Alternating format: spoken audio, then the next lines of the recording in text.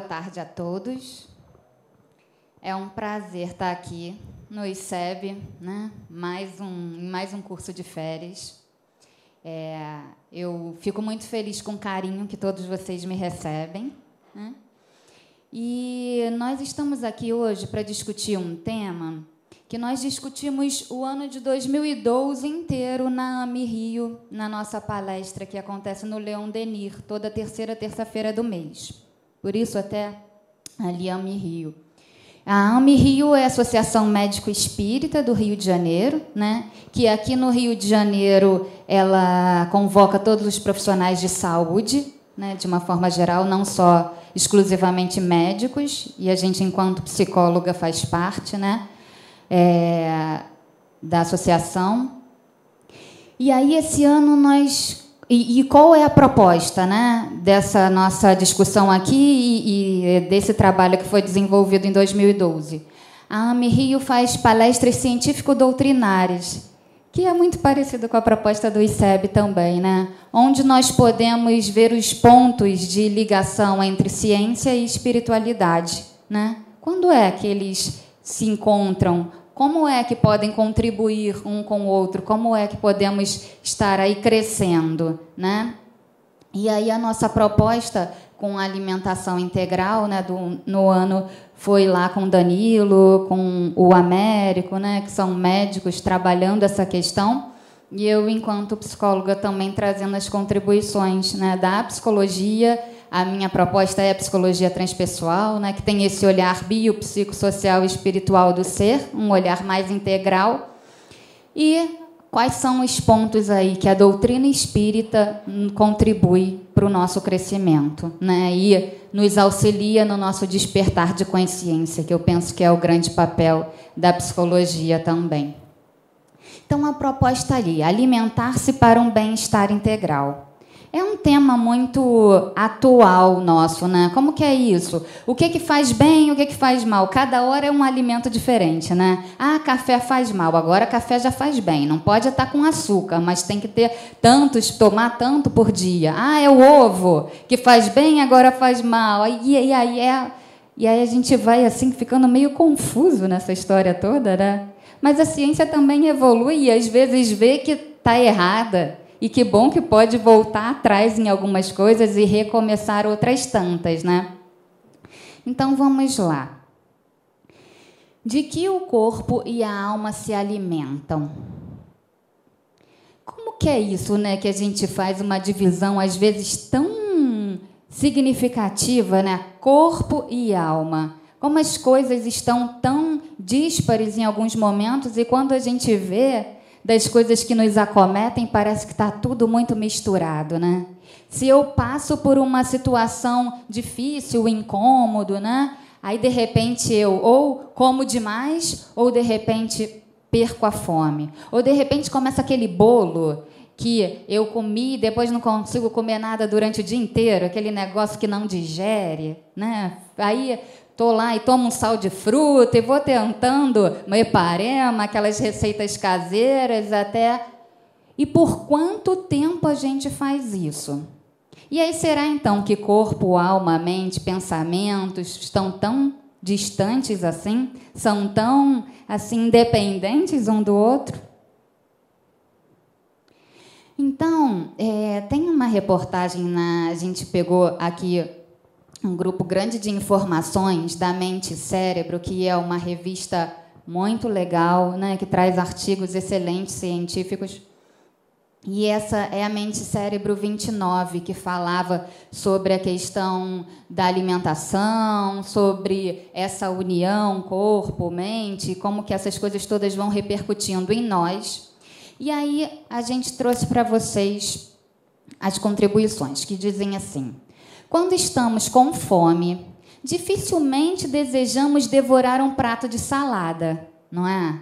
Aquela fome aperta e a gente vai procurar logo o drive-thru, tem que ser aquela coisa emergencial, mas não é uma coisa leve, né? A gente precisa sentir aquela substância, né? Aquele negócio que pesa, que vai preencher, né? Então, em geral, nos ocorre alimentos bem mais calóricos e saborosos. Isso acontece porque o valor energético ativa o sistema cerebral da recompensa tanto quanto o paladar. Então assim, não é à toa que a gente busca esses alimentos. Nós estamos precisando se sentir saciados e desse prazer que tanto os alimentos calóricos e saborosos vão nos proporcionar. Há muito tempo se considera que, em grande parte, 2 mecanismos neurobiológicos dominam a ingestão de comida. Um que controla a necessidade de comer e outro que rege o desejo por determinados alimentos, né? Então, são sistemas diferentes, né? Um lá, o que a gente come, eu estou satisfeito ou não estou, isso a gente vai ver um pouco mais para frente. Eu queria comer isso especificamente. Lembra aquela receita da vovó, aquele bolo de fubá, aquele cheiro e aquelas coisas todas mais? Não necessariamente pelo valor nutritivo que aquilo lá tem. Então, é disso que nós estamos falando. No cérebro, o hipotálamo regula o controle homeostático da dieta, recebendo, coordenando e reagindo aos indícios e sinais metabólicos enviados pelo sistema digestivo. Essa área cerebral integra as informações e nos diz quando precisamos comer para manter o peso corporal em um nível pré-estabelecido, como se fosse um termostato, programado para avisar quando o ambiente atingisse uma temperatura específica. Então, o que eles estão falando aqui é que o hipotálamo é lá aquela região que nos diz, olha, está na hora de comer, vai lá. Né? Se passar muito tempo, você vai ficar fraco, seu corpo está precisando de algumas substâncias, vai lá e faz o que você precisa fazer. Tá? É como se a gente tivesse mesmo, né? Não tem no ar-condicionado lá o termostato? Chegou uma tal temperatura, ele desliga, se mantém, caiu a temperatura, liga de novo para manter. Essa homeostase, esse equilíbrio necessário. Ok?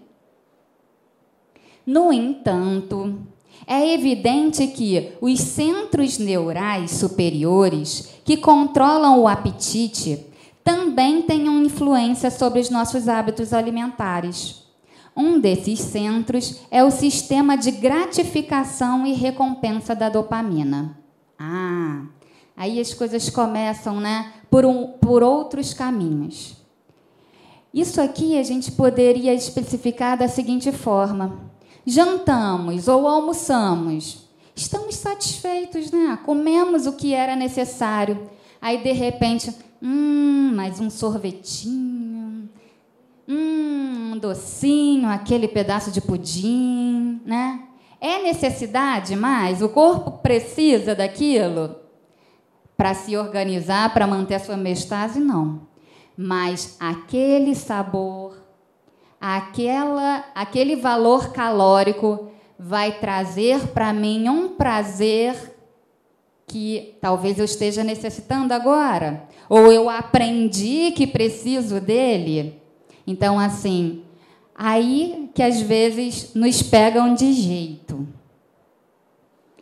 De forma geral, nossa incapacidade de renunciar a esses alimentos que tanto nos recompensam derrota o controle homeostático, contribuindo para o surgimento da obesidade.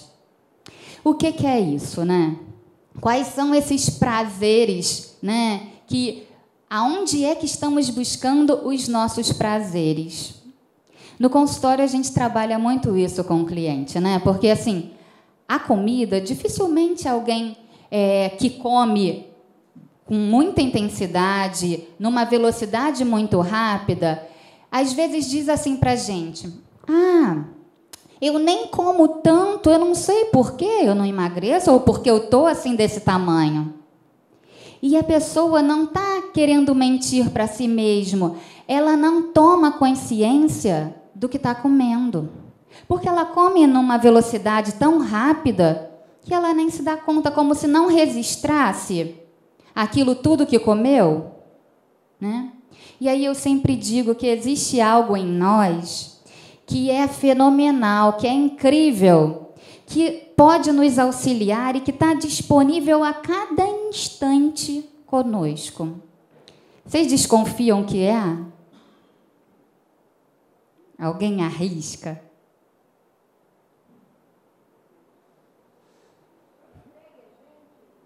Que está conosco desde que nós nascemos, que nos auxilia integralmente a cada instante, mas às vezes a gente não dá tempo para que isso nos auxilie. Está quando a gente dorme conosco, quando a gente acorda, ao tomar banho, ao trabalhar. Essa coisa incrível é a respiração. Simples, né? Tão simples que a gente nem se dá conta. As pessoas, quando comem vorazmente, não respiram. Quer dizer, respiram, mas rápido demais. A respiração é algo tão fenomenal que ela pode nos auxiliar a nos dar conta de nós mesmos. Quando a gente respira, atento à respiração, a gente se dá conta de quem nós somos, do que está dentro e do que está fora. Né? Esse barulho do ventilador me lembra que ele está fora de mim. A minha respiração me leva para dentro. Me ajuda a dar conta do que eu tenho aqui, que eu sou eu e do que não é eu. Isso é fenomenal, é tão incrível. Meus clientes às vezes se cansam de tanto eu falar da respiração, mas eles experimentam e veem como é. Às vezes a gente passa a respiração para casa de tarefa como remédio. O remédio a gente, né, vai no psiquiatra, ai meu Deus do céu, estou tomando remédio, eu tenho que tomar naquela dosagem. E quando é aquele antibiótico, eu não posso, tem que me restringir de um monte de coisa. E obedece, né? Essas tarefas, a respiração é uma tarefa que precisamos tomar enquanto remédio, aquela com sermos, como é o nome daquela palavra? Persistente, não, sermos bem educados, né, com nós mesmos, disciplinados. Precisamos ser disciplinados e levar a respiração enquanto remédio fundamental. E é natural, não custa nada, né? É tão caro, né, os remédios na farmácia. A respiração nos auxilia a nos dar conta de nós mesmos. Vamos falar um pouquinho mais para frente. Dar conta até de que prazer é esse que a gente está buscando tanto nesses alimentos. Podemos ter prazer em se alimentar? Claro que podemos. Agora, quando exageramos, é que aí tudo complica. Há muito se sabe que comer não é apenas um modo de se manter vivo e aplacar a fome, mas também um meio de comunicação e forma de obter prazer.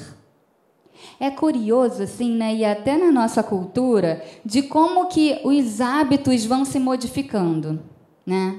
Então, se eu sou uma criança e tem aquela coisa, a regra de comer, a hora certinha, a preocupação dos pais, que muitas vezes, né, é bem coerente, às vezes um pouquinho demasiada, né? Mas seguimos aí, somos adolescentes e vamos lá com as nossas manias, com o nosso jeito, não quero isso, de repente cheio do quero e não quero, né, com gosto, e seguimos aí com muitas atividades, muitas descobertas, lugares diferentes.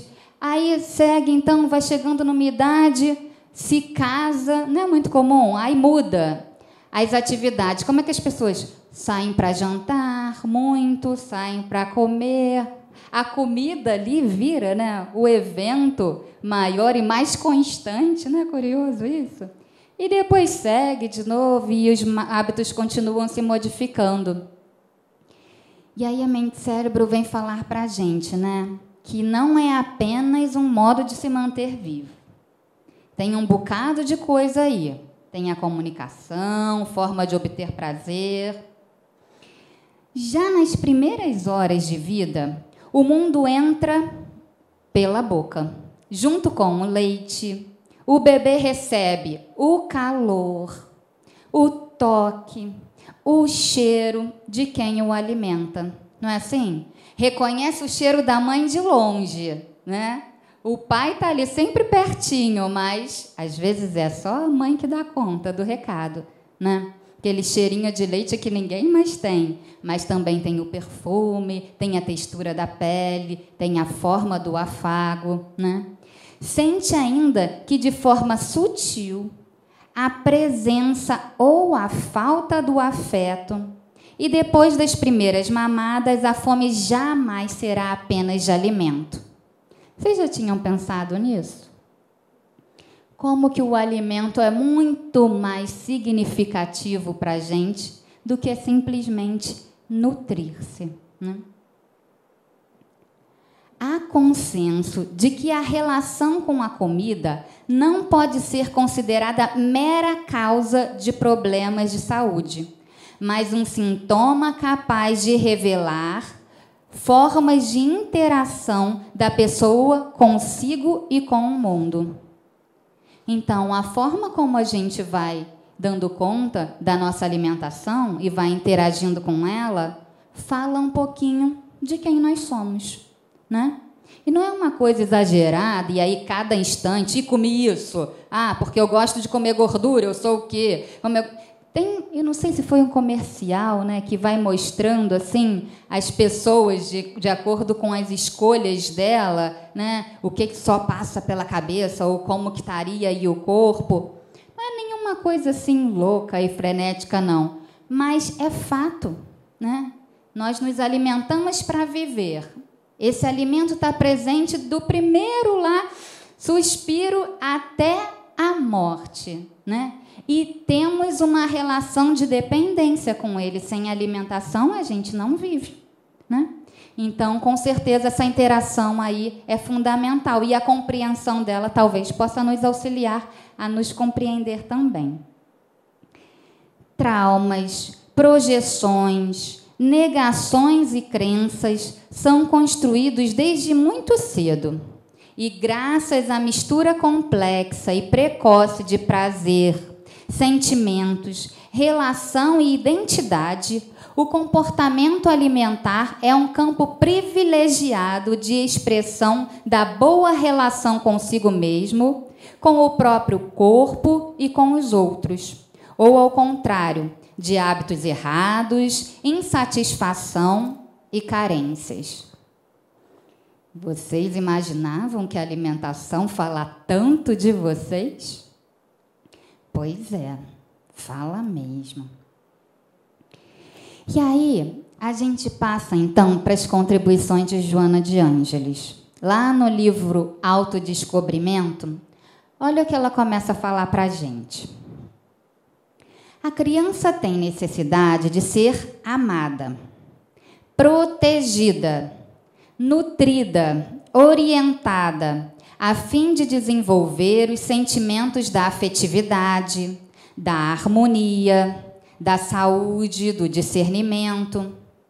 Esquecida momentaneamente desses valores que o véu da carne abafa, deve receber de fora, dos pais, da família, da sociedade, os estímulos que lhe propiciem o despertamento desses tesouros para os multiplicar vários dos investimentos da evolução.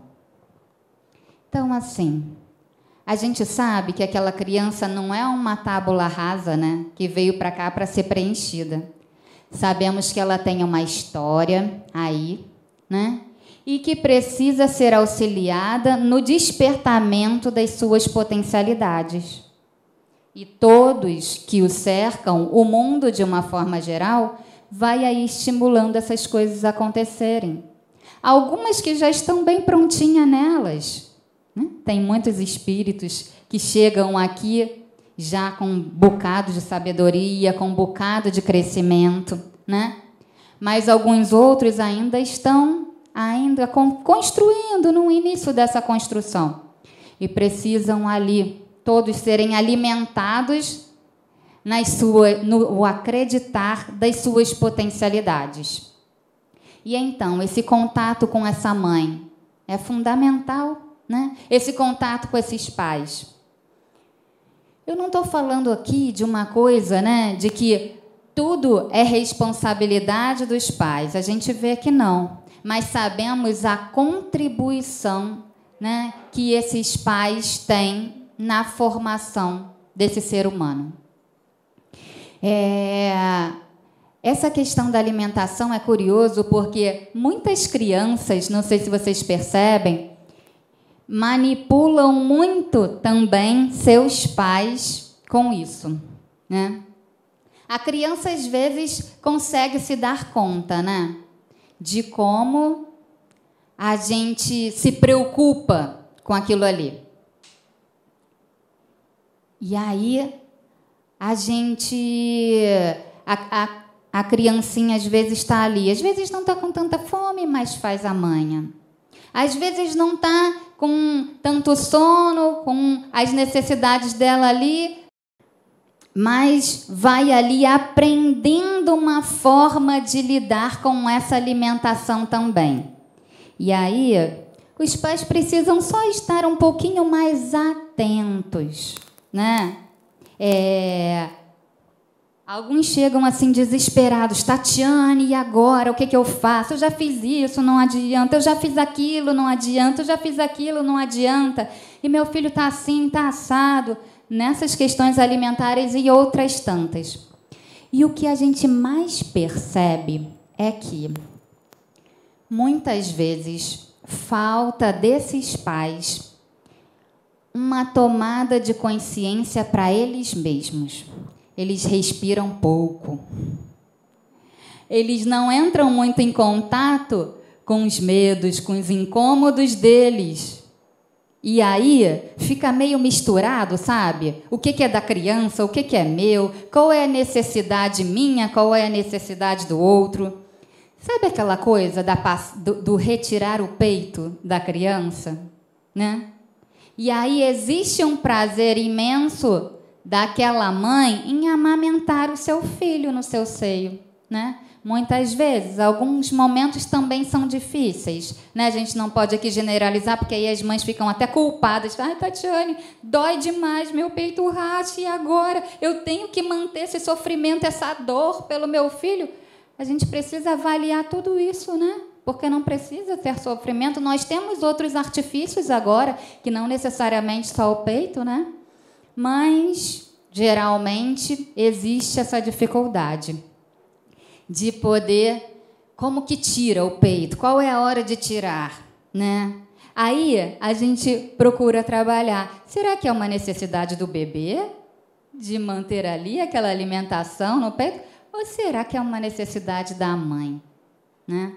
Ai, Tatiane, eu já fiz de tudo, não consigo. Aí, de repente, quando a gente vê, o prazer está muito mais vinculado ao dela, né? De que ainda tem o controle daquele bebezinho no colo, de que ela pode ali ainda nutrir, ser ela responsável integral daquela vida. Mas será que não é preciso também amar o bastante para deixar crescer, para deixar seguir o seu rumo natural e não mais retardar isso? Então, assim, esses pais normalmente chegam sem se dar conta do que é dele e do que é do filho, né? E aqui a gente pode ir vendo aí como que é fundamental esse estímulo, quanto que é fundamental amar, mas amar na dose certa. É engraçado, né, achar que amar demais pode causar alguns transtornos, né? Mas pode um bocado deles, né? Então vamos lá. O amor é o alimento para a vida, que atua nos fulcros do ser e harmoniza os equipamentos eletrônicos do perispírito, responsável pela interação espírito-matéria. A sua vibração acalma e dá segurança. Ao mesmo tempo, reabastece de força e vitalidade insubstituível. Olha o que a Joana fala para a gente sobre o amor. E olha só que coisa incrível, os equipamentos, harmoniza os equipamentos eletrônicos do perispírito. O amor, enquanto esse alimento fundamental, ele reorganiza não só a nossa alma, mas também o nosso corpo. Cada célula sofre interferência ao amor, ao recebimento desse amor, ao cultivo desse amor.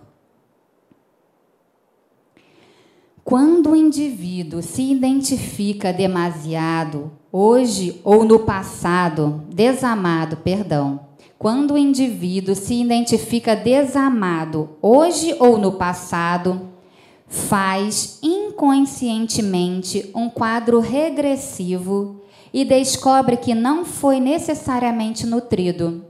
Olha o que a Joana traz para a gente. Alimentado pelo amor. A nutrição desse amor que ela está falando, a falta dessa nutrição, falta de amor.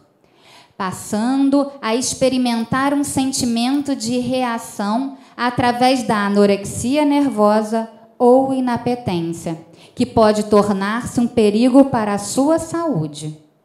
O seu curso pode ser acidental, passageiro ou de largo tempo, gerando graves danos orgânicos.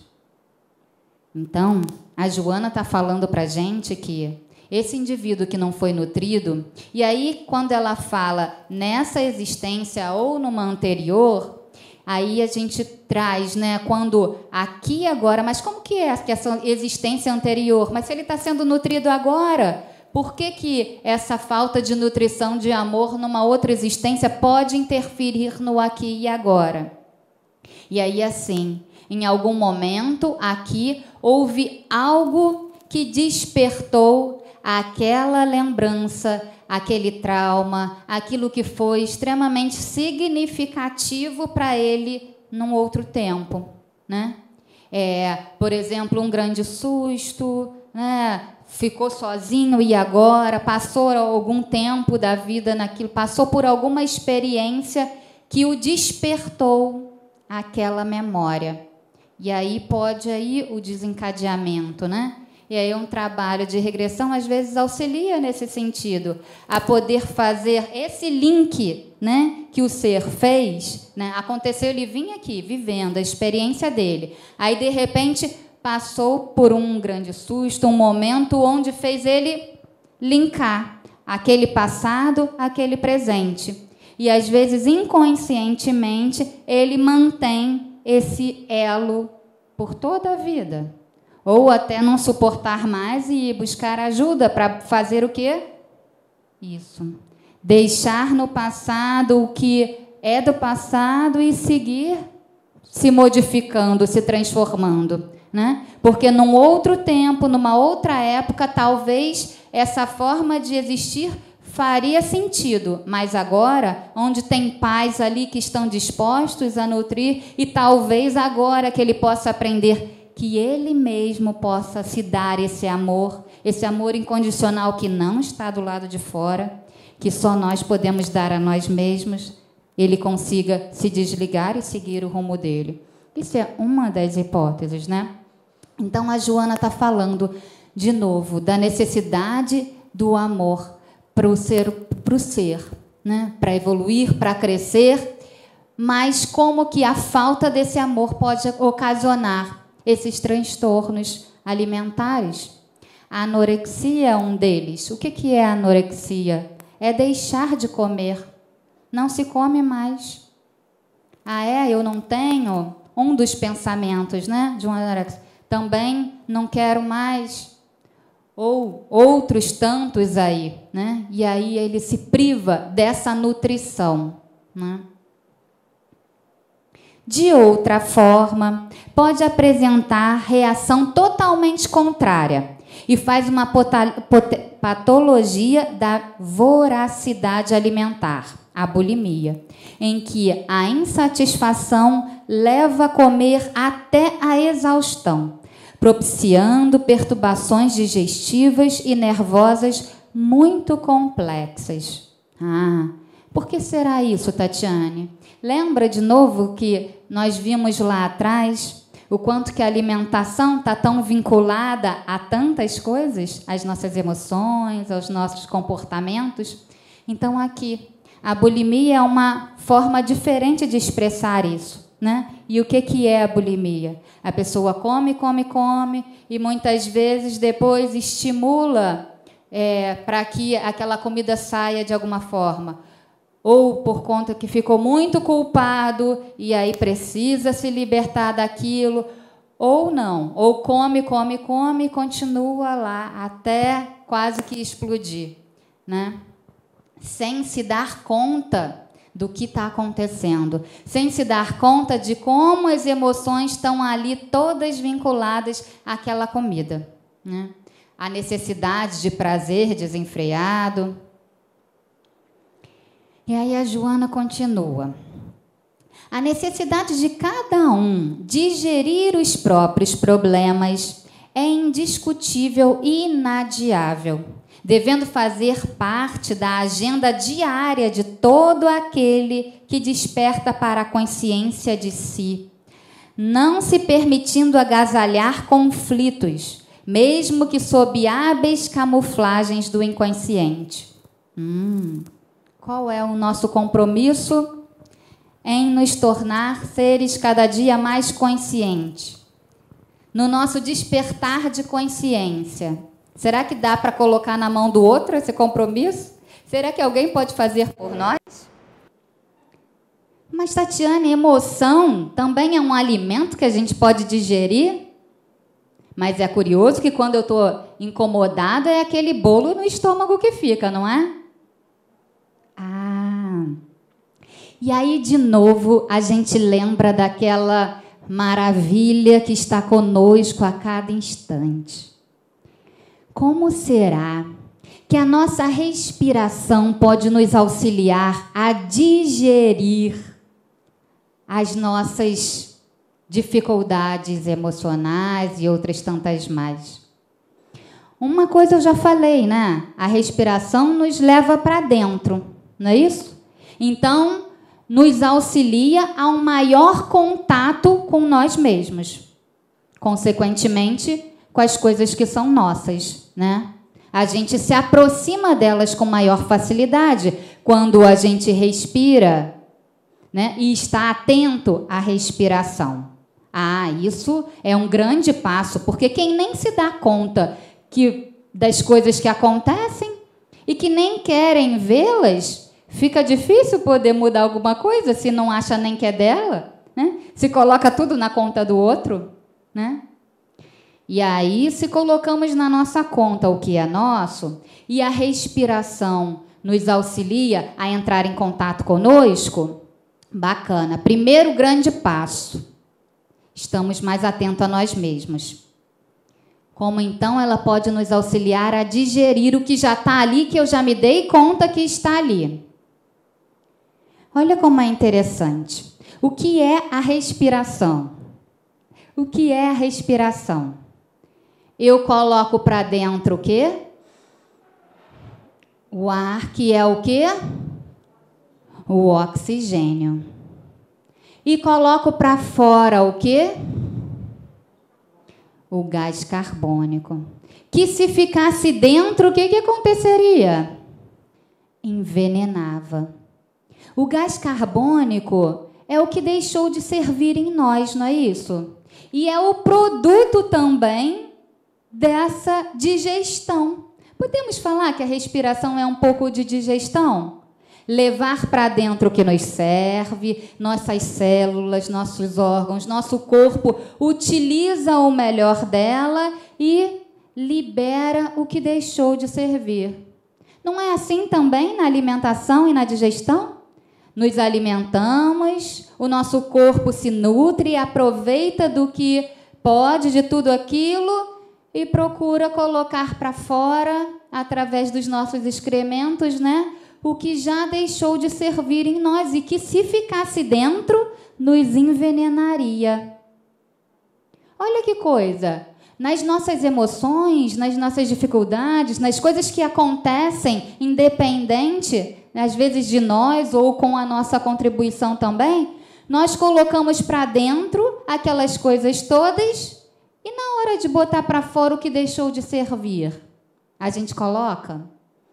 Ai, tá um bolo, eu não consigo digerir. Eu fico engolindo sapo, e minha barriga enche, enche, enche. Será que tem alguma coisa de nutritivo, de sábio, nisso que eu botei para dentro, mesmo no que diz respeito às nossas emoções e os comportamentos que acontecem? Ah, será que nós podemos crescer com aquelas dificuldades e ficar só com o que nos serve e deixar sair o que não é tão proveitoso para a gente? E a respiração pode nos auxiliar a digerir dessa forma. Quando a gente respira, a gente se dá conta das coisas e a gente pode respirar aquilo, né? Aquilo que nos incomodou. E pode ver daquilo que nos incomodou o que nos faz crescer. O que é proveitoso para nós. Por exemplo, se a gente se dá conta de uma inveja e aquilo está remoendo em nós, mas que fulaninho, olha só, olha o que ele conseguiu, olha lá, caramba, ele tem aquilo tudo e eu não tenho aquilo que eu tanto desejo. Quando isso fica numa quantidade muito grande em nós, pode nos atrapalhar um bocado, não é? Pode nos envenenar, nos intoxicar. Incomoda bastante. Mas se eu respiro e posso ficar só com um pouco de inveja, que seja o bastante para dizer, caramba, olha fulaninho o que tem. Eu quero aquele negócio para mim também. Pera lá, como é que eu faço para conseguir? Epa, eu vou fazer alguma coisa com isso. E de repente me movimento para poder fazer e conquistar aquilo lá que eu desejo. Essa inveja talvez se transforme num outro nome, né? Mas eu fiquei com a quantidade de inveja, ou de outro nome que a gente queira dar, o bastante para me movimentar, para me fazer bem, porque sou eu responsável pelo meu bem-estar. Não posso entregar na mão de ninguém isso. E posso deixar sair aquela quantidade de inveja que, se ficasse comigo, me atrapalharia. E a respiração faz isso, deixa entrar o que me serve, me dar conta daquilo que está acontecendo e deixar sair o que, se ficasse dentro, me atrapalharia um pouco mais. Ficou claro como é que a respiração pode ajudar a gente a digerir? No autoconhecimento e em deixar só a quantidade boa em nós? Ok.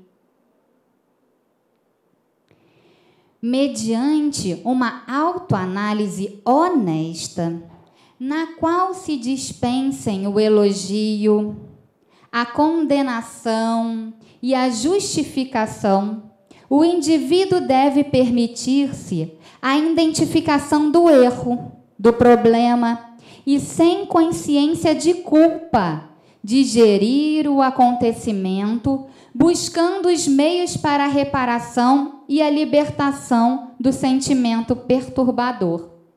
Olha que coisa. A Joana, ela é incrível, né? Às vezes é meio confuso, né? Assim, um pouco difícil a compreensão de algumas coisas. Porque às vezes tem uma linguagem um pouquinho mais rebuscada, né? E a gente precisa ler talvez um pouquinho mais, umas 2, 3, 4 vezes, quem sabe? Ou então parar e estudar e não simplesmente passar os olhos. Mas é incrível como é esclarecedor.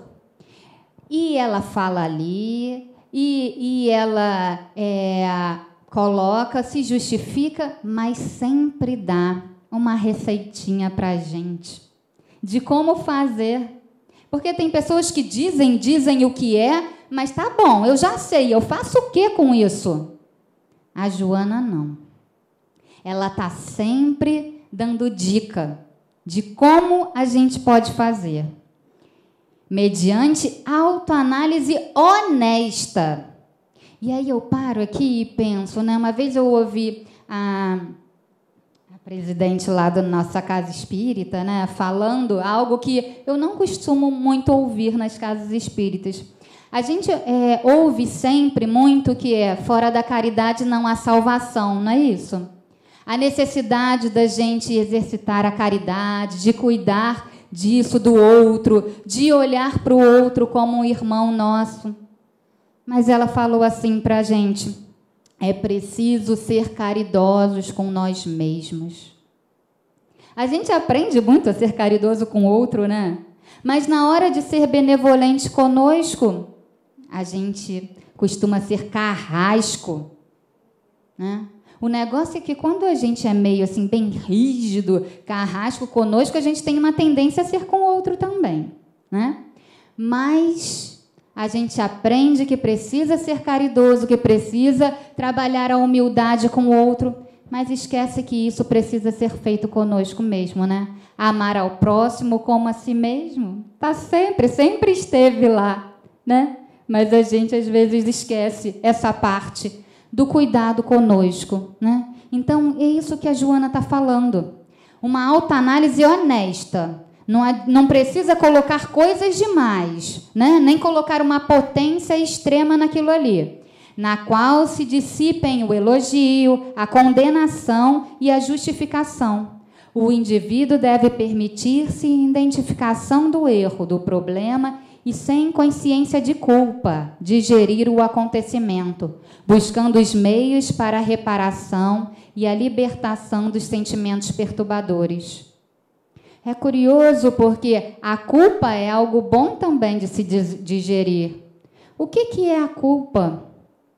Um outro dia li um artigo bacana sobre a culpa, falando que é essa dificuldade, né, de nos olharmos enquanto seres imperfeitos.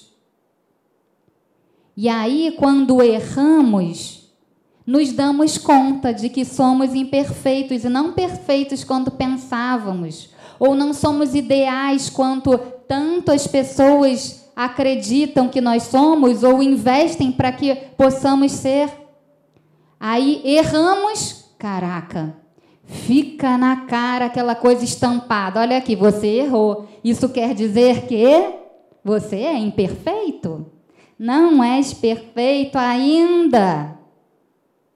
E aí a gente fica lá se remoendo. Ai, por que eu fiz aquilo? Como eu fui capaz? E como que é isso? E fica a culpa ali presente o tempo todo. Se a culpa nos serve para a gente se dar conta de que, epa, errei, não fiz, não foi legal, eu preciso fazer diferente, aí ela, naquele exercício de respiração, digerimos de uma forma legal. Ficamos com a quantidade boa dentro de nós, para que possa nos auxiliar no despertar. Agora, ai, mas por que eu fiz isso? Como eu fui capaz? Caramba, eu pensei que eu já não fazia mais isso. E agora, e agora, e agora? E fico isolado num quarto escuro, sem querer sair, sem querer me reconhecer enquanto ser imperfeito. A culpa atrapalha, e é dessa culpa que ela está falando. Sem culpa, para que é culpa? E quando a gente também se reconhece ser imperfeito, capaz de errar e acertar também, eu fico pensando assim, né, que eu gosto das imagens, parece que a gente está com um passaporte, e aí um passaporte carimbado de imperfeito. Isso nos auxilia a seguir. Epa, não sou perfeito, olha só, estou na estrada, estou caminhando, quero acertar mais, mas vou errar ainda. Deixa a gente um pouco mais leve, né? Não tão rígido com nós mesmos, né? Talvez isso facilite um pouquinho o viver. E isso não quer dizer ser demasiado displicente ou, né, inconsequente. Não é disso que nós estamos falando. Estamos falando de um ser consciente, mas ainda imperfeito. E que ainda vamos errar um bocado. E também acertar muito mais, né? Não são poucos os males orgânicos que defluem das emoções e sentimentos na área da afetividade do comportamento, que podem ser evitados e solucionados graças a uma atitude de boa vontade para consigo mesmo e para com os outros, permitindo-lhes o direito de ser como são e não conforme gostaríamos que fosse. Olha de novo a Joana, o que ela fala para a gente? Que coisa, né?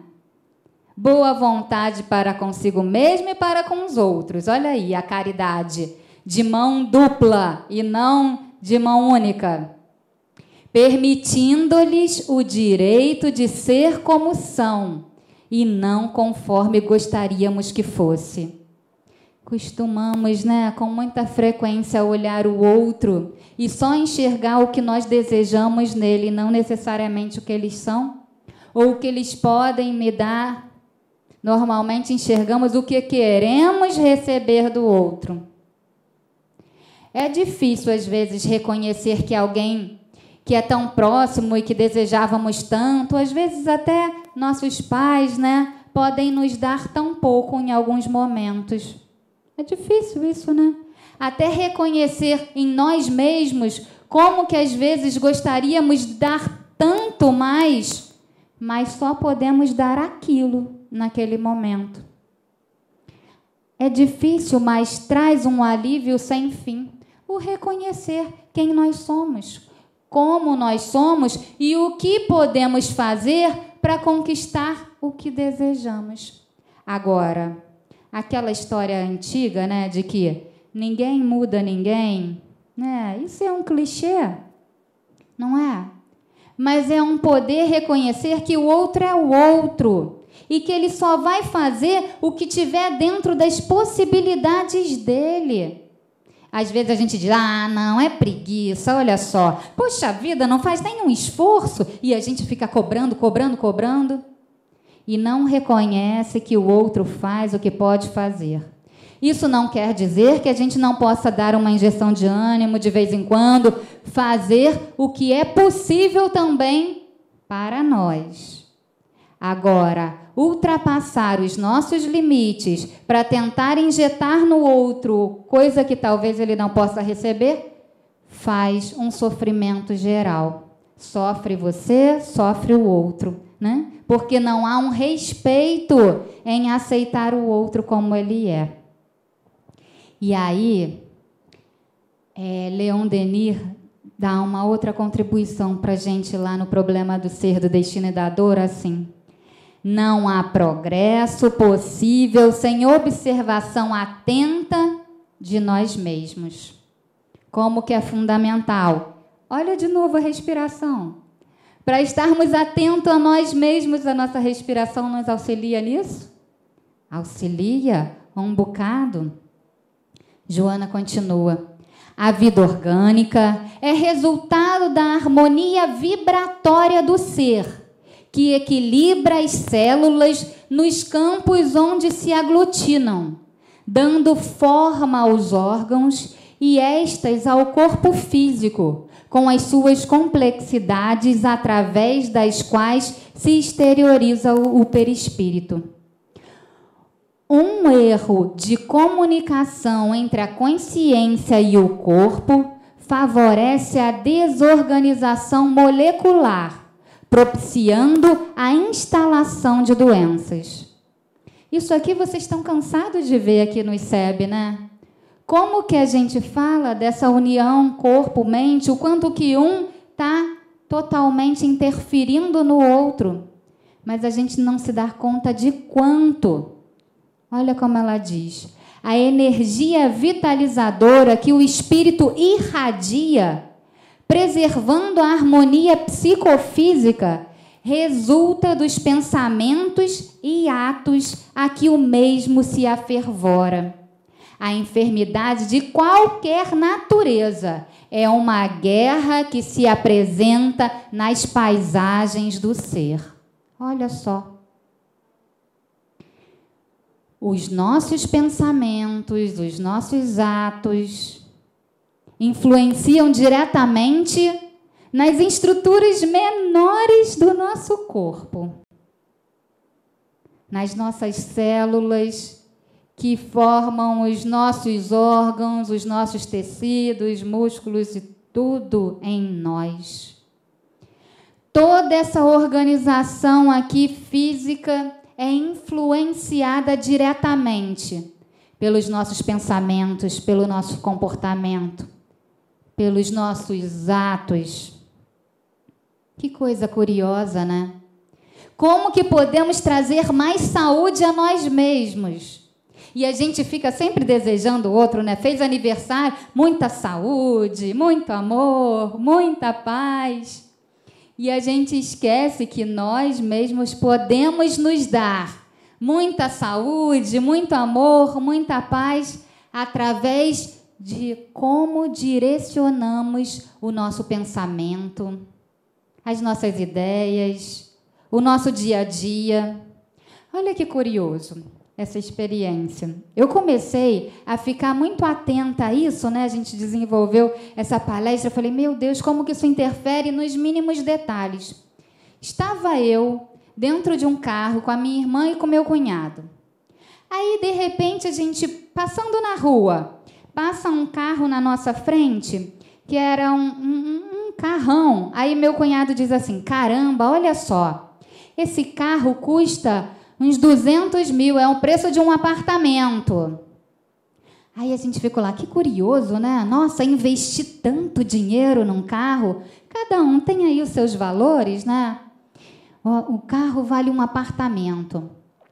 Aí, de repente, a gente vê que esse carro para na frente de uma clínica infantil, assim, que é uma clínica, não é de um alto padrão. O que a gente pensaria que um carro com aquele valor todo iria também valorizar uma saúde, então iria para um lugar onde tenha um destaque, onde a gente reconhece enquanto bons profissionais e tudo mais. Aí para nessa clínica assim, né, de médio a baixo porte. Aí começa. Isso tudo as elucubrações, hein, dentro do carro, das cabecinhas pensantes. Aí eles falam assim, olha que coisa, né? Olha o valor. Um carro desse e com um plano de saúde dessa clínica. Que absurdo! Como que pode? Aí, de repente, eu em exercício, tá aí vigilante, porque não é fácil fazer isso, não. Chego e falo assim, mas quem sabe ele está levando o filho da empregada até a clínica porque paga um plano de saúde para o empregado e tal. Aí eles pararam. E né? Pode ser também. E aí a gente ficou ali achando muito curioso aquilo tudo. Mas como que é isso, né? Duas percepções, falamos de duas situações diferentes, sendo uma olhando para poder ali, que absurdo, que coisa, não desvalorizar, e numa outra dizendo, poxa, aquele pessoal pode ser bacana, né? Faz até mais do que imaginam que podem fazer. O que a gente está fazendo aí? Exercitando em nós a percepção e o otimismo. Para que eu vou criticar, atrapalhar? A preço de nada, porque a gente estava ali falando com nós mesmos e eles não tinham nem nada a ver, podia ser uma história totalmente diferente. Mas exercitar em nós caminhos de maior proveito para nós mesmos, irradiando a nós bons pensamentos, acreditando em coisas boas, sendo mais otimistas e não pessimistas. Como isso muda tudo na nossa vida, a nossa forma de perceber o mundo, a nossa saúde psíquica e física também. É a Joana que está falando isso, hein? Este feixe de energia pensante, que é o espírito, age e, ao fazê-lo, preserva a capacidade que lhe é peculiar, ou perturba de acordo com o direcionamento das suas manifestações. O que a gente acabou de dizer. Como podemos auxiliar e estimular ainda mais nossas capacidades ou perturbá-las, desregularizá-las e atrapalhar ainda mais a nossa jornada. Exteriorizada a ação mental ou física, ondas de energia carregadas de força viajam no rumo que objetiva e, conforme a sua qualidade, positiva ou negativa, potencializa ou desconecta os núcleos do corpo intermediário, perispírito, resultando em capacidade de saúde ou receptividade à doença. Olha aí, como que nós somos responsáveis por nós mesmos, né? Para o tentame do reequilíbrio e bem-estar, a interiorização do ser e o pensamento carregado de amor constituem os valores que reparam as engrenagens supersensíveis do modelo organizador biológico, restabelecendo-lhe a harmonia e, no caso psíquico, refazendo os campos nos quais se movimentam os neuropeptídeos e outras células nervosas. Ó, ela está falando que mesmo tudo desorganizado, a partir de hoje eu quero mudar, eu quero reorganizar. É possível? É possível. Pode ser que algumas coisas estão tão prejudicadas que talvez fiquem ali algumas sequelas, mas tem tantas outras que podem se reordenar. O nosso corpo é tão sábio, né? É tão capaz de se refazer, se reconstituir, se reequilibrar. Nunca será demasiado propor-se elevação moral e renovação espiritual do ser humano. Autor do próprio destino, considerando-se que, de acordo com aquilo que aspire e faça, proporcionará a si mesmo, hoje ou mais tarde, o resultado da sua escolha. Parece pesado isso, né?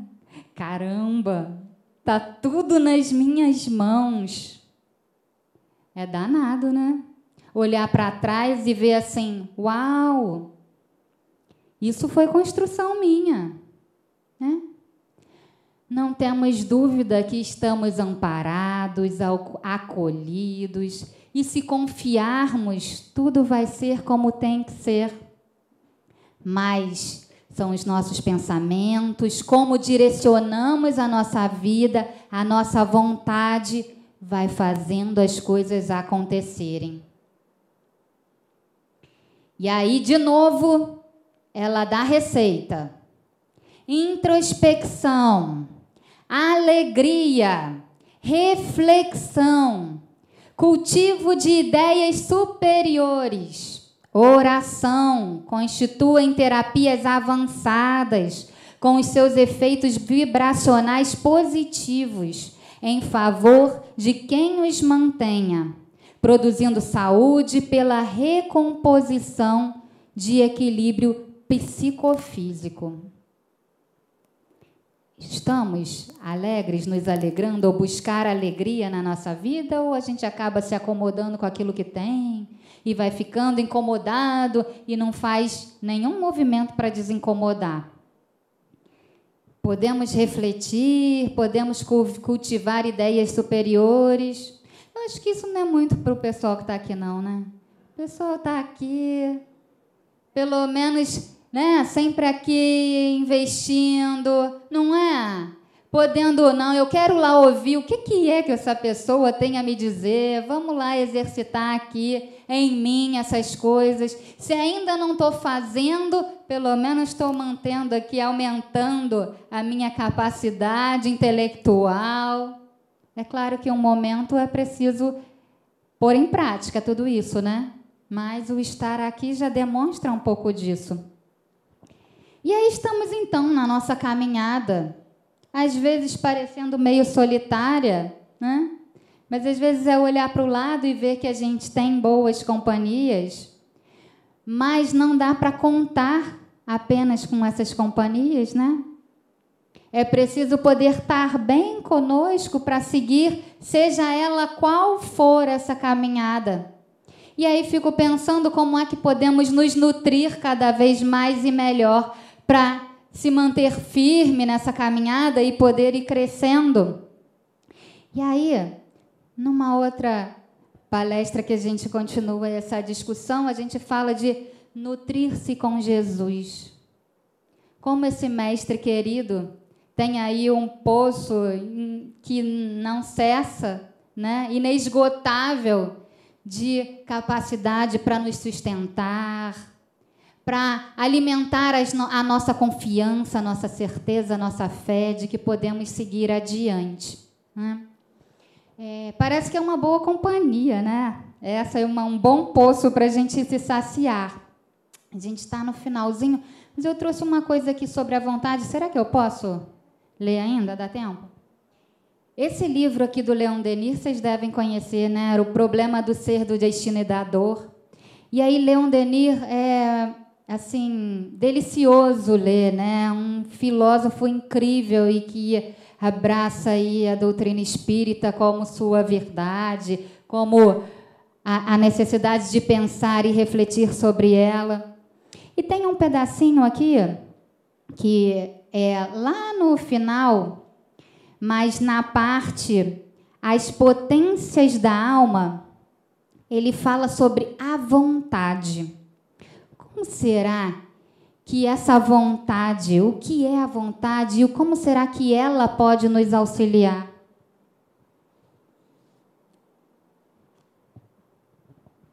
Olha o que Leon Denis diz para a gente. Querer é poder. O poder da vontade é ilimitado. O homem, consciente de si mesmo, de seus recursos latentes, sente crescente suas forças na razão dos esforços. Sabe que tudo o que de bem e bom desejar há de, mais cedo ou mais tarde, realizar-se inevitavelmente, ou na atualidade, ou na série das suas existências, quando seu pensamento se puser de acordo com a lei divina. E é nisso que se verifica a palavra celeste: a fé transporta montanhas. Não é consolador e belo poder dizer: sou uma inteligência e uma vontade livres. A mim mesmo me faz inconscientemente através das idades. Edifiquei lentamente minha individualidade e liberdade, e agora conheço a grandeza e a força que há em mim. Amparar-me-ei nelas. Não deixarei que uma simples dúvida as empane por um instante sequer, e fazendo uso delas com o auxílio de Deus e de meus irmãos do espaço, elevar-me-ei acima de todas as dificuldades. Vencerei o mal em mim, desapegar-me-ei de tudo o que me acorrenta às coisas grosseiras para levantar o voo para os mundos felizes.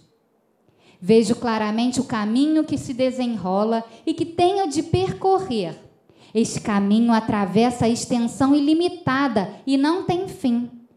Mas, para guiar-me na estrada infinita, tenho um guia seguro, a compreensão da lei de vida, progresso e amor que regem todas as coisas.